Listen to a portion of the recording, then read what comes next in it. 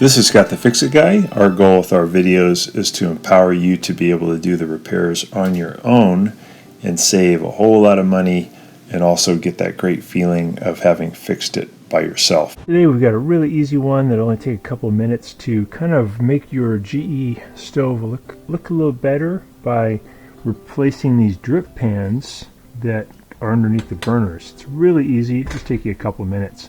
So first thing we'll do, we have a new kit that came in the mail from Amazon. It has the 2 6-inch and the 2 8-inch. It's only about $12.50. Got it through Prime, so got it really fast. So to take out the front burner, the 6-inch, you're just going to lift it a little bit to about 25-degree angle and just pull it towards you. It slides right out. And then if you feel like your burner is not as hot or it's kind of incomplete heating or taking a while, you can do a couple things. You can bend this out slightly, just a little bit, so it makes better contact with the outside contacts that bring electricity to the element. So a little bit of an outward bend.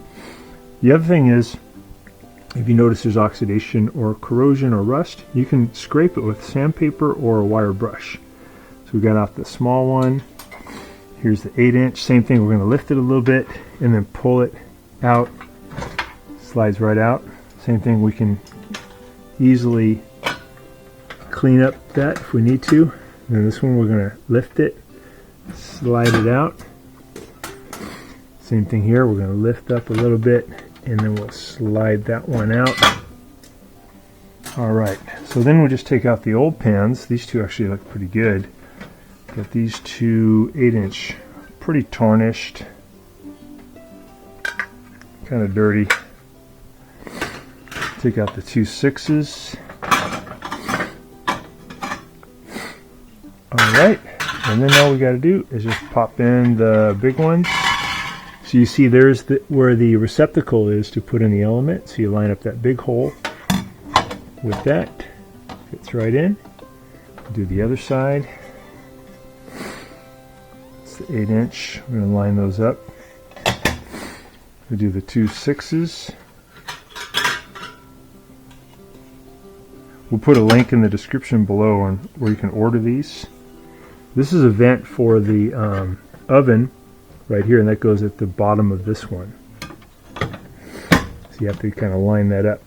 And then we'll go ahead and put in, this one's already bent out a little bit, we'll go ahead and put it in at an angle, slide it in, and then you want to sit it down really flat. If you notice there's a relief in the metal right where my finger is, and this piece can just fit right in there.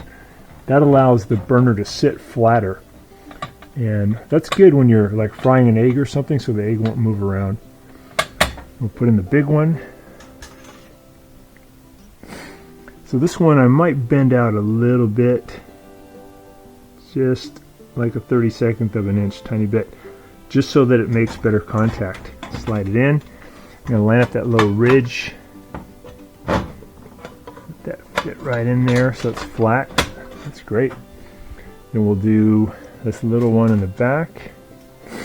You can get a whole new set of these elements also fairly inexpensively on Amazon. Put a link there too if you want to get some new elements.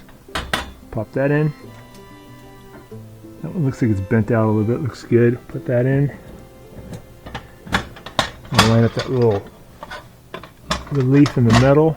Yeah, they're all sitting down and looks like a brand new stove. It just takes a couple of minutes. It's only going to cost you, probably with tax, $13, $14, and you're done.